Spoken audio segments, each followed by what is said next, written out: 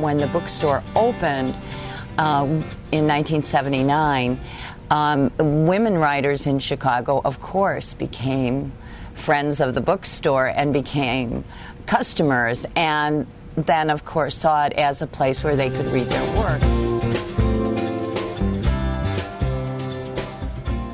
Our purpose is to provide a forum for women writers and to celebrate women's voices. How does having a guy writer fit in?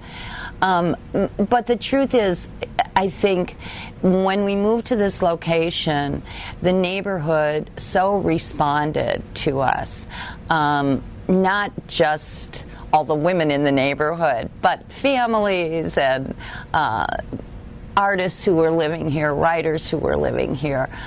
So in effect, we were a bunch of male writers' closest bookstore, their independent bookstore.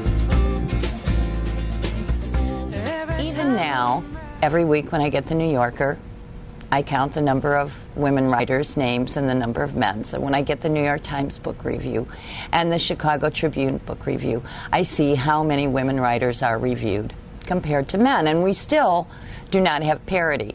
But 30 years ago, it was really difficult to find enough women writers who were published to fill our shelves, who were serious writers. Sandra Cisneros, Sarah Paretsky, Ana Castillo, all in the very early 80s gave their first or second readings at the bookstore when their work was just getting started. So one of the things that's happened in 30 years is that it's become easier to publish writing. And people can jumpstart their careers by blogging.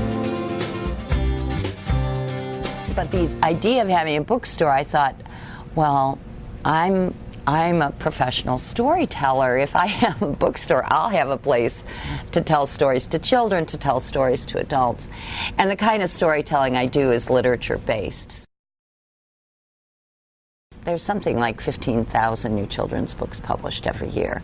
So picking the best of them and picking the ones that really work for out loud performance for me to tell out loud is a wonderful challenge and something I've really enjoyed over the years.